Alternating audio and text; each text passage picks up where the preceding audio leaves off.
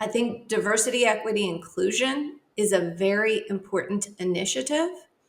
We need to really educate the HR leadership and the companies in the benefits to the bottom line, productivity, culture, and how to do it effectively.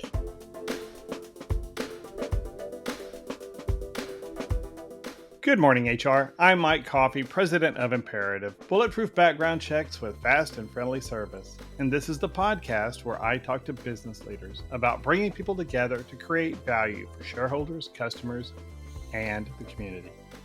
It's the end of June. Can you believe 2025 is halfway over? Good riddance. May the next half be a little bit more predictable and peaceful than the first.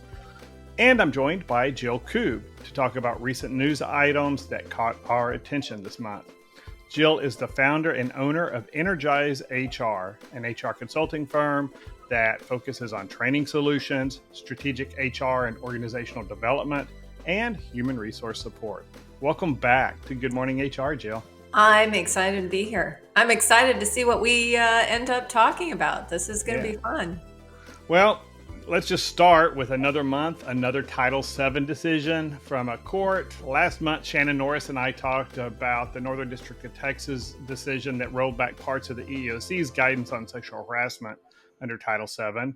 And then just a few days later, early this month, the Supreme Court settled the question as to whether reverse discrimination is actually a thing that's separate from regular discrimination under Title VII. And so in the Ames versus Ohio Department of Youth Services decision, the Supreme Court basically said that discrimination is discrimination, and you can't have a higher standard for a plaintiff who's in a majority class or a majority group in a protected class than you do for any other group in that same protected class. So the background was this Marlene Ames, who was a heterosexual woman, served in various roles at the Ohio Department of Youth Services, and she had been there since 2004.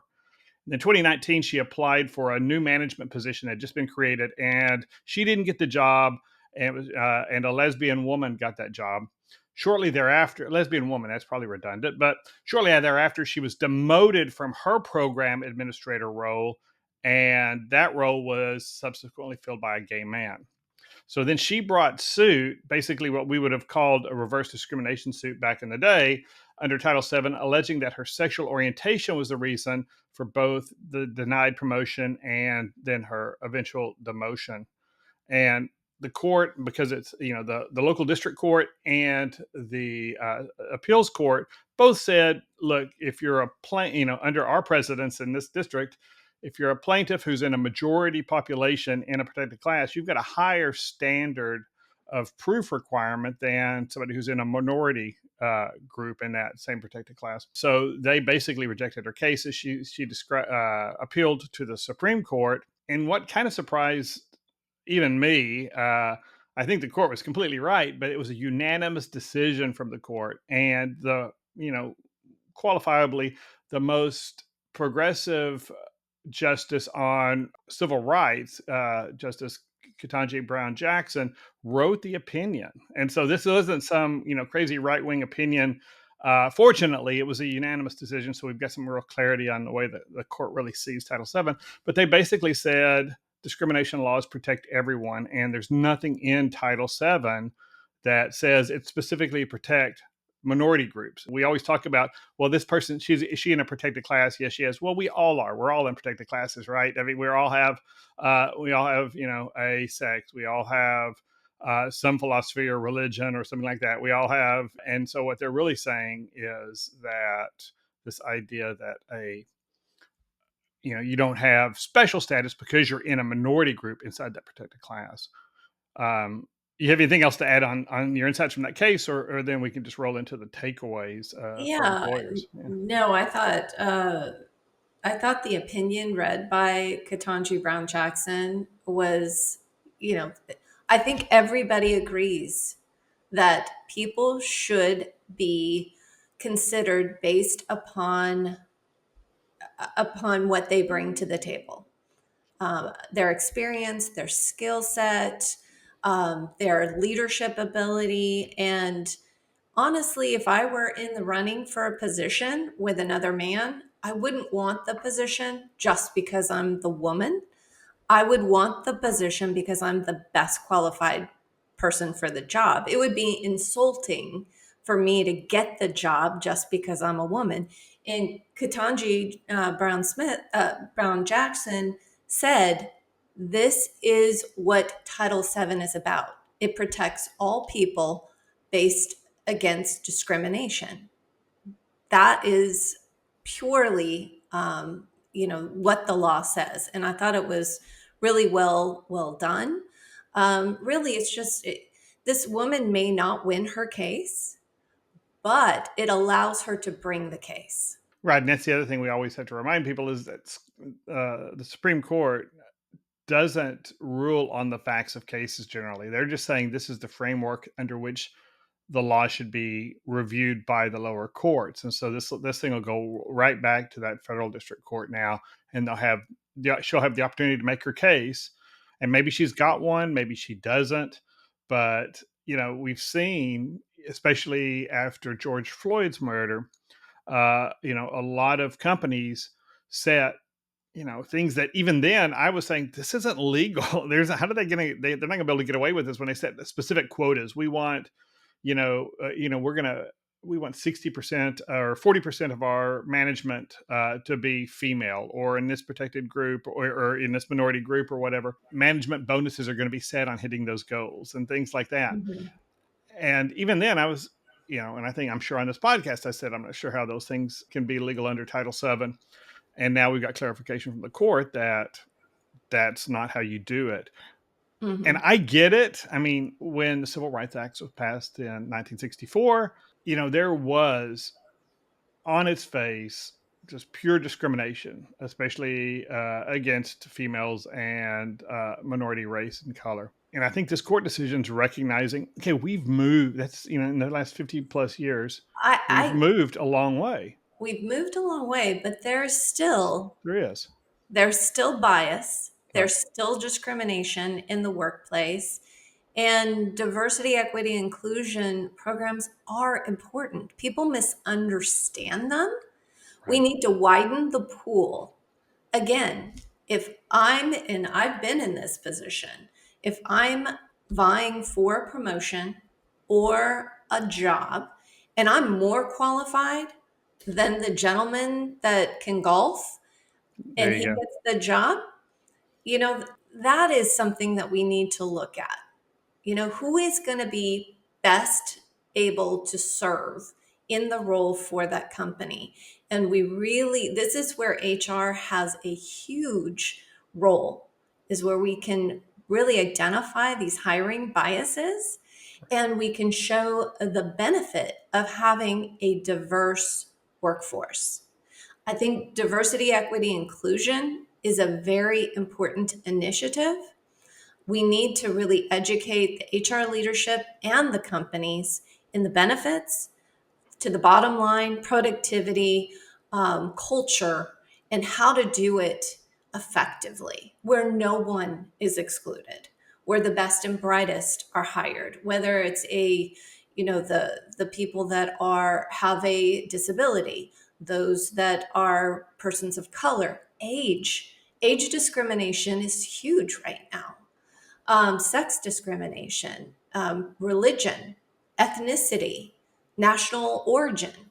These are all there. People have biases. So we do still have huge biases and we do have discrimination. If you're in HR, that's Oh, true. for sure. Well, So yeah, back in what I think 2021 or 2022, I put together a presentation for conferences, and I think I delivered it as a webinar. It's probably I'm sure it's on our website too, but called Mitigating Bias in the Employee Selection Process.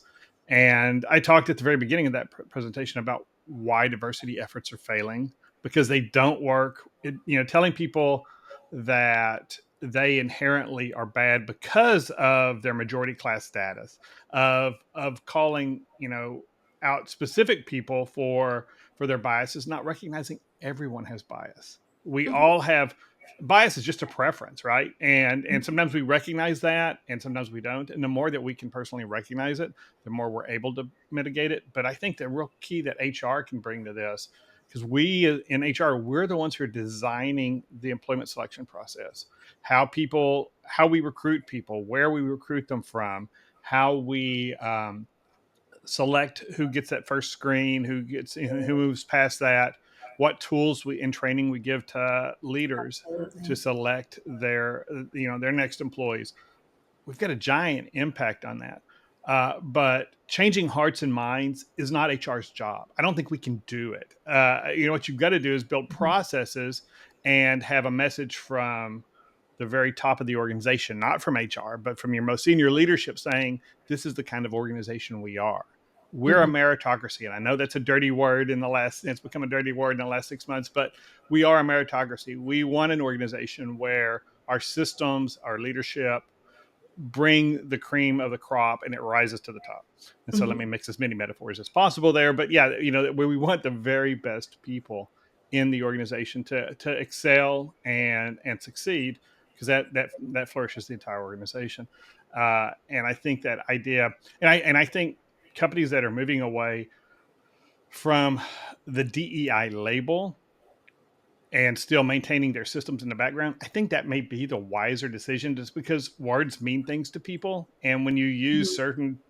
certain Yeah, words that have a lot of weight in them, uh, it may make your process harder in selling and implementing the changes that need to happen in the yeah. organization.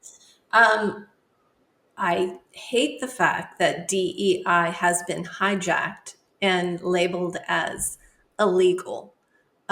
These are, when we generalize diversity, equity, inclusion, you can't argue with Right. any of those things. Those are all positive things. If you're a leader, if you're an owner, you need that for you to be successful in business. It's You had people that maybe rolled it out, well meaning, good intentions, but didn't fully understand what they were doing and had negative consequences.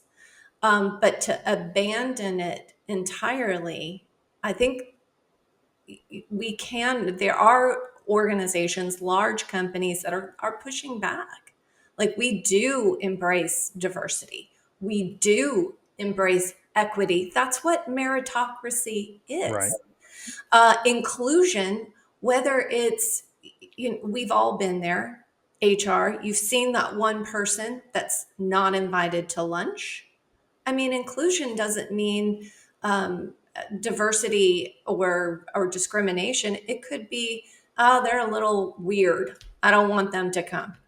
We need to have diversity of personality, diversity of thought, diversity of skill. That is what makes the prism of a successful organization.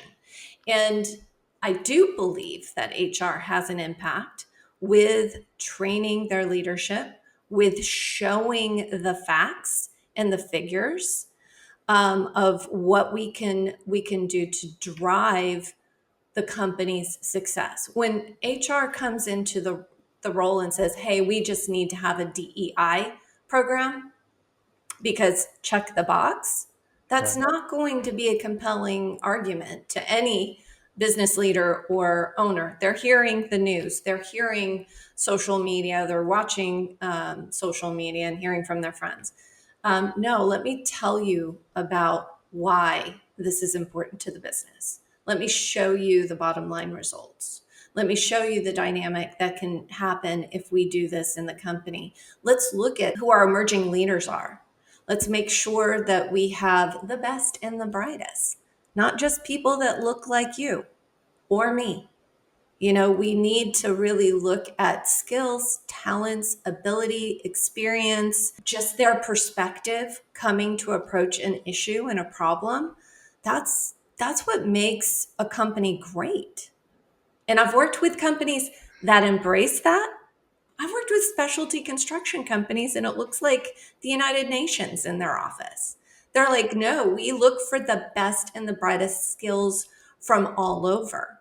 And we are embracing that. And because of it, they were hugely successful. And you're talking about inclusion, and when you think that we continue to see the average tenure, especially in Gen Z, at an employer reduce down, to I don't remember what the last numbers are for white collar Gen Z professional roles, but it's like 26 months or something like that, and that's expensive for an employer to make that investment onboard, recruiting, onboarding, building into the culture that employee to have them leave in 2 or 3 years. And that for me is the biggest thing about inclusion, is making people feel like I belong to this organization. I belong in this organization, and I'm appreciated. I'm valued. Contributions mattered. I'm seen. I'm heard. Those kind of things. That's a retention issue, and we see all kinds of numbers about what the cost of retention is, and I think most of the numbers you see published are just kind of malarkey, just because every organization's different and there's not Yes. really a Every solid number. position is Yeah, different. Yeah. yeah. And so whatever it is, it's expensive to you, and it's money that as an employer you don't want to spend. And so if we can just recognize people when they perform well, support them when they struggle, and have just that culture, that environment where we say, "Hey, we're all different, but we're going to get along." And the one thing we're not going to put up with in the organization is excluding somebody, whether it's a legally protected class, based reason, or just, because maybe that is the oddball, but it's the oddball who can contribute and who doesn't, we're not going to talk about the oddball who's always angry and yelling at people or any of those things. We're not going to put up with that. But just that person who's, you know, maybe that very introverted person or that overly extroverted person who kind of grates on you. I've been accused of that sometimes. And, but if we can build an organization where those people feel like they belong in the organization and they're valued, they're going to stick around. And that's the big thing. And we just, but when, like you say, when we get it where we're counting noses, we've got so many of these, so many of these, so many of these. Okay, well, we've hit diversity.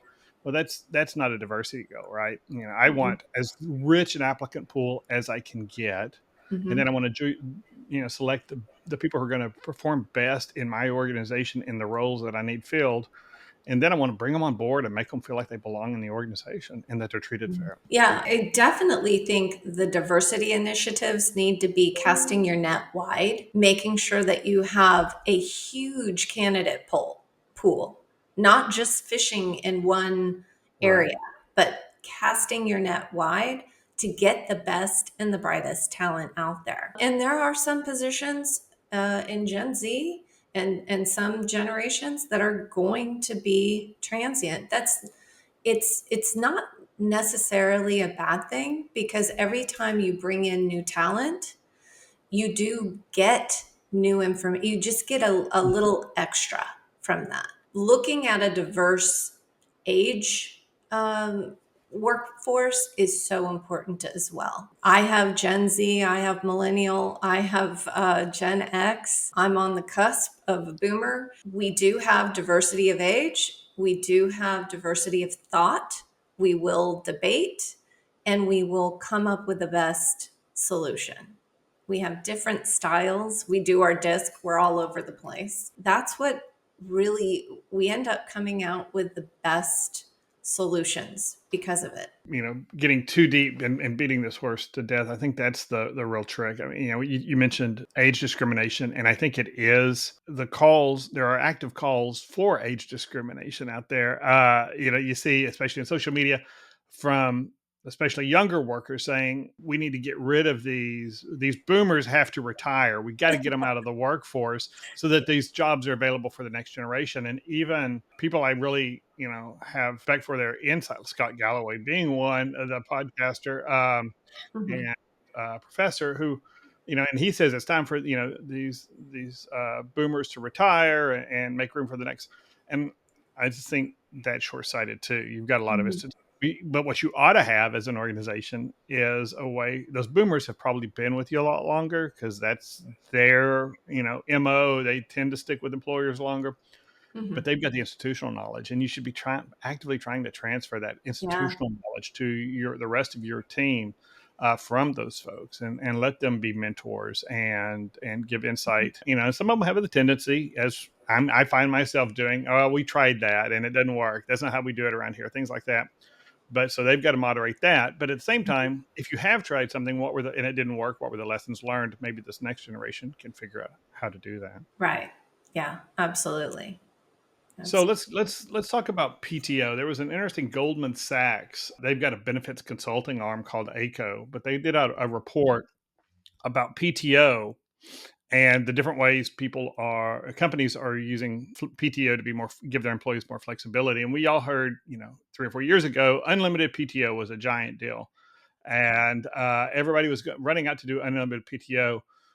And in reality, it seems like, and this Goldman Sachs report supported it, that unlimited PTO really it was an advantage to employers because employees didn't have guardrails or guidelines, and they actually took less PTO Mhm. than they would have had they just had an accrued or allotted amount annually.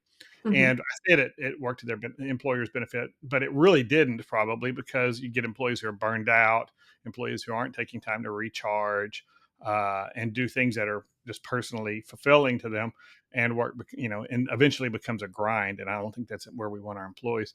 Did you ever, in your working with your client, did you see much many employers trying to do the actual unlimited PTO? Yes, we did have a couple clients that did the unlimited PTO.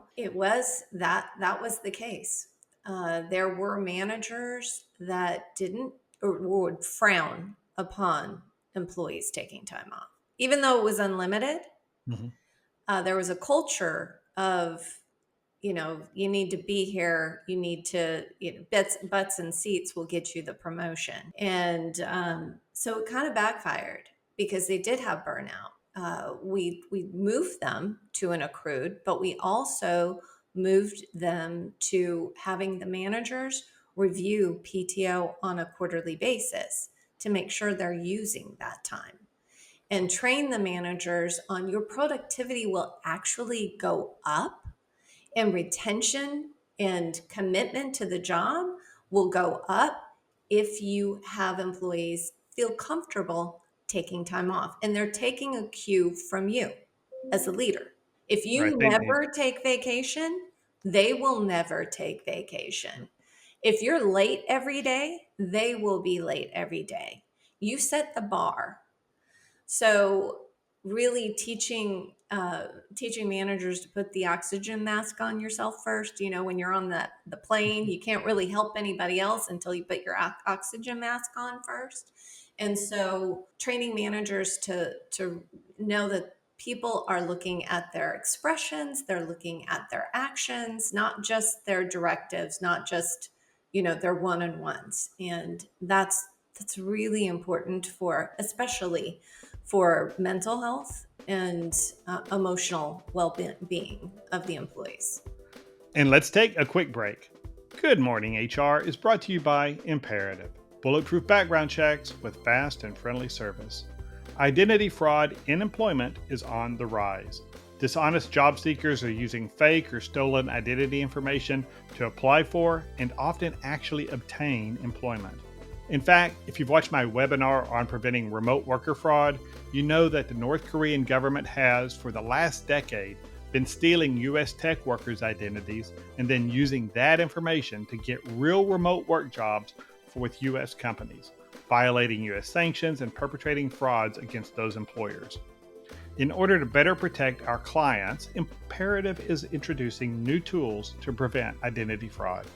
With our new biometric identity verification process, we validate the identity documents candidates present and then use AI to capture a video selfie of the individual and verify that it matches the photo on their ID.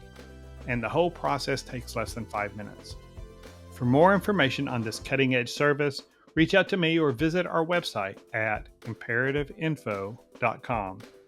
If you're an HRCI or SHRM certified professional, this episode of Good Morning HR has been pre-approved for 3/4 of a recertification credit. To obtain the recertification information, visit goodmorninghr.com and click on Research Credits. Then select episode 206 and enter the keyword Title VII. That's with Roman numerals, all one word, no spaces, TITLEVII. And if you're looking for even more recertification credit, check out the webinars page at imperativeinfo.com. And now back to my conversation with Jill Koob. And I think also managers need to pay attention to how much PTO people are taking, because the other message they send, employees see who gets promoted, employees see who gets the choice assignments. And the perception can be, oh well, he's a he's a grinder, he never takes PTO, he works 60-hour weeks, he does that, and so that's what I have to do to achieve in this organization. And so you're going to have really good performers who say, I'm not willing to do that, and they're going to move on even if that's not the reason this person is excelling. That's, if that's the perception, if perception's reality as far as the other employees are concerned. And so, making sure that, your key performers, the ones who are most productive, are setting the example by using their PTO as well, and that leadership is pushing that and saying, okay, look, this is a use it or lose it system. You're giving up money basically, because all you're doing when you work for a company is selling your time, and you're giving up money because we're giving you time back, and you should use that to, for whatever is meaningful to you. But in unlimited, the word unlimited was a dumb word to ever name it anyway, because it wasn't. You couldn't take, 2,080 hours a year off. I mean, that's, it's not unlimited. There was always some structure there, or whether it was printed or not in the policy, there was an expectation that you're going to get the job done. And I think that, especially for your exempt employees, that ought to be the bottom line. We want utilization. While we're paying you, we want you to be fully utilized. Just if you can get the job done in 7 hours a week, we have a management problem. We need to give you more work and restructure this job so that we're getting this full-time effort out of you, full productivity for what we're paying. But at the same time, we don't want to have people who, there needs to be guidelines so people feel comfortable taking that time off. And I think that's what really happened, is that when it was unlimited, nobody knew what the real rules are, and employees want rules. I mean, they want to know what's safe. Yeah. They want fences. Yes. Yeah. They want to know what the guidelines are. I will say that just like remote work, unlimited PTO, you really have to have clear expectations and manage by objective.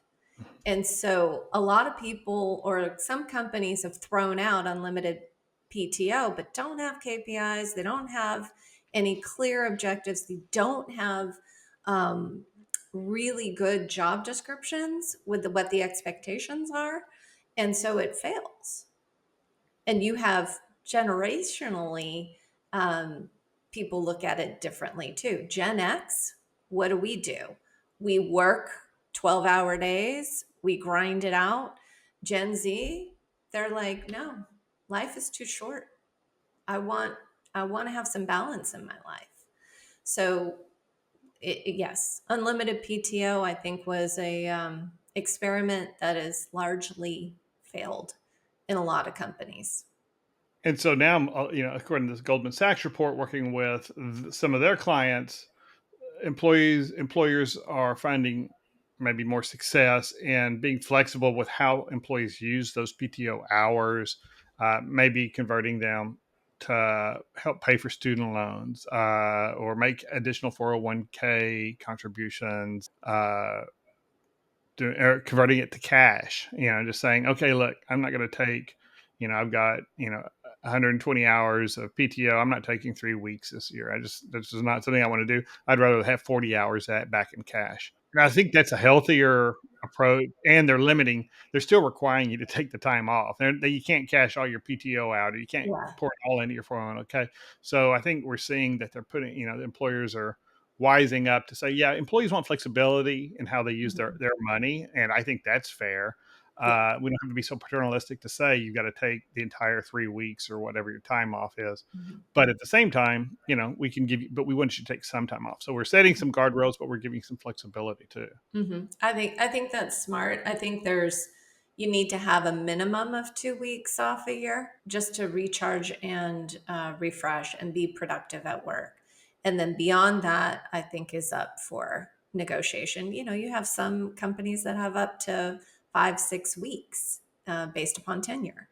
So I think that's fair to say, okay, I'm going to take 2 weeks and stash it in my 401k. I think that is good. And let's tackle. I know we're up against time, but it wouldn't be an episode of our monthly news conversation if we didn't talk about AI a little bit. And there were a lot of interesting articles. Josh Bersin, who's a pretty well-known thinker in the HR world, has been talking about AI quite a while. And certainly we've had many episodes about it. I've got a couple webinar and conference presentations on it myself. There was a HR executive article this month from Burson that talks about employee experience platforms. I love how we find new names for things. Employee experience platform. Okay, the only people who care about that are the salespeople at whoever's selling the software. I mean, it's a nice term, but whatever. But how we interact, whatever the tools are we use to interact with our employees, and and he talks about AI super workers, and he's been a big advocate of this idea that employees need to adopt AI, and employers need to encourage this. And I've talked to plenty of college professors who are saying, well, at first I started saying no, out by saying telling my kids they can't, our students they can't use AI. It's got to be, and now more and more either they're giving up because they can't win that battle, or they're realizing it's a tool just like the internet or going to the library or anything else. Our future workers need to be able to know how to do. So Absolutely. when you're talking to your clients about AI, what are they saying? What are their concerns, and what's the guidance you're giving them? Well, I tell all my clients to use AI. Use Anthropic, use ChatGPT, look at what you can leverage on AI. Don't have it make decisions for you. Use it as a content creator. Use it as a thought partner. I've seen where AI works best when you're collaborating with it, not just a simple prompt, but a conversation, and really drawing some good information out. I consider ChatGPT as one of my employees, and Yeah. I've named it. So What do I you wrote call yours? it. What do you call yours? I asked ChatGPT what I should call them because I'm like, Uh-huh. I don't know what I should call you. And they came up with Sage because Oh, okay. gives me some good thoughts and Good advice. insight. And Yeah. so, yeah, we have a really good friendship. I would say there's a place for AI, and I'm a big proponent of it, but I've seen it go bad too. I've seen it where people are using it wrong, and they're almost abdicating things to AI, and copying and pasting it, and putting it in emails, or Oh putting yeah. it on socials, or putting it in a report. I'm like, please verify all this information before you disseminate it to anyone. And I would say that's the biggest risk. I also tell all my clients, use the company version, because you don't want your personal or your Mhm. company information to be shared on the large language model. You Right. want it protected. So having some guardrails on that, giving all your employees a user license on a private AI, or creating your own AI, I think is Mhm. extremely important.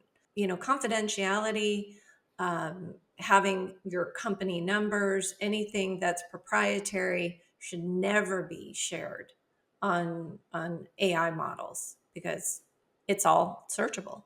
Oh yeah, yeah, and you know, we talked about so much about how individuals are using AI to enhance, augment their own performance, and I think there's a lot of value there. But I think other big impact that we're not that's there and it's been going on long before ChatGPT or Claude or any of those were available. And I got also shout out to Perplexity, which is also the one I use for news every day. But also the the agentic AI, the ability to make those basic employee interactions with HR often. Uh, I'm that guy who can never remember. Okay, fortunately, in our company, my wife handles all the finance and benefit stuff, and so I can just say, okay, so how do I know which doctor to go to on this plan, or tell me how to log into our BCBS system or whatever. And so I've got her, and so that's good. She loves telling me what to do all day, but how many phone calls does HR get? That are the same answers over and over. And at the back of your head as HR, you're thinking it's right there on our intranet or someplace. If you'll just go look, or we gave you a handbook for how to do this. But if an employee can just get on their phone or on your computer network and ask an AI agent, how do I do this? That saves a ton of time and frees HR up to do actual more productive work. And that's an environment where employees don't care if they talk to a person or an AI bot. They just want the information. It Now, depends. It depends on if the I've got a employer. problem with my if I got a problem with my manager, or if Mhm. I think I'm treating unfairly, I don't want to talk to a bot. I don't want to go through uh, an interactive process online with AI agent. I want to talk to a real human. And I think that's where the value in the future of AI, if HR is going to be not the transactional side. It's going to be that ability to connect to people, express that they're heard, that they have, that they mean something to the organization, and that we are actively going to work to make sure that they're treated fairly, they're paid fairly, and that they're evaluated in a way that's equitable. Yeah. No, absolutely. AI should be used in HR departments for sure for a multitude of reasons. It's a leverage for them to. We talked earlier about diversity, equity, and inclusion. We talked about hiring bias, using AI just to mask any identifiers Oh yeah. on resumes so that people can look at talent, skill, experience on candidates so that they can really fairly and unbiasedly assess. That is a positive way to use AI. Doing analysis work. Oh my gosh. How many spreadsheets does HR do? This is a quick analysis to be able to combine data, analyze, and come up with your final presentation to leadership. I think it's great for employee facing, but internally, I think Oh it's yeah. powerful too, for sure. Yeah, we there's so much time and effort put into things like slicing and dicing information for affirmative action plans and things like that. And you think and a lot of that's gone away under this administration, but there's still, even if you don't have a legal responsibility now to do an affirmative action plan, there's still a reason to look at where are we recruiting from? Are we getting the best? Our what's our uh, return on investment on each of our recruiting efforts? Where are we getting candidates from? What's really producing good candidates? And you can do so much there with the data analytics that are in most of the AI tools now to help you get that, or just to say where else should we be recruiting? Where else might I find A a more candidate pool? diverse. Yeah. Yeah, yeah, Yeah. and but if we're not doing that, and for when AI first came out, I was at a I was talking about it, I was playing with it, and then I was at the Grand Cayman. Such a hard life I have. I was at the Grand Cayman HR Symposium, and Tim Sackett, who you may know, is was speaking about AI too, And I think he was the first person I heard say, "You're not going to lose your job to AI. You're going to lose your job to someone using AI." And I Mhm. think that's changed. I think a Yeah, lot of people are going to lose their job to AI. yeah, The they jobs will. are that job is going to go away. This Mhm. is, that's just going to happen. It's going to create a lot more opportunities for employees and for individuals to do other kinds of work and to, less tedious, less transactional work. Now, the people who specialize and love that, and if I was in payroll, I would be worried about my job, because I think those kind of roles, that especially if you're on the data entry side, the error correction side, the exception side, and payroll, that's something that we've been outsourcing it for a long time anyway, and it's more and more not a part of a lot of organizations. But that's a job that's going to be really challenged. You're going to need a lot fewer people doing that. But and then. What's his name? Andy Jassy, the CEO at Amazon, put out a memo earlier this month to all his employees saying, "Look, our future is going to be AI, and we don't know where it's going, but if you want to be here, you basically got to learn AI. You've got to be curious about it. You've got to look for ways to be more efficient and all of that." Because we're going to be the current work we do is going to change, but we're going to be doing it with fewer people, and it's gonna expand and offer a whole bunch of other roles, and our total corporate workforce may get smaller, but it's not gonna be that we're eliminating half the people necessarily, because we're gonna create so many other roles. And I thought his memo, all the news articles about his memo really just focused on, we're gonna shrink our corporate workforce over the next few years over AI, and that was the big takeaway, and that wasn't his point. His point was, the organization needs you as an employee to invest in yourself, learn this, figure out how to implement it, take the training we're offering, do those things. And I think those are the employees who are going to survive, especially in large organizations, and excel. But if you don't want to learn, you're going to get left behind, I think, Yeah. in this environment. Absolutely. We have to reskill all these employees. This is another revolution. We've lived through a few of them. And there's always those same fears. And it's amazing. We end up adapting, we end up creating new industries, we end up creating new companies, positions, and we just have to think big. We not scarcity mindset, abundance mindset. This is definitely scary in a lot of ways, but it is exciting, and there's a lot of breakthroughs that will happen because of AI. And that's the perfect place to end it. That's all the time we have. Thank you. We've gone over time. I really appreciate you hanging in there with me. It was such an Mhm. interesting conversation, Jill. Yeah, it's my pleasure. It was fun. And thank you for listening. If you enjoyed this episode, please write us a review on Apple Podcasts, Spotify, YouTube, or wherever you're listening. And share this episode on your favorite social media platform. It helps us reach more listeners. And we'd love to hear from you at goodmorninghr.com. Good Morning HR is produced by Marianne Hernandez and Paco Corral on Imperative Marketing Team. The Good Morning HR theme music was created by Steve Pegler at HR Strategies of Texas, and I'm Mike Coffey. As always, don't hesitate to reach out if I can be of service to you personally or professionally. I'll see you next week, and until then, be well, do good, and keep your chin up.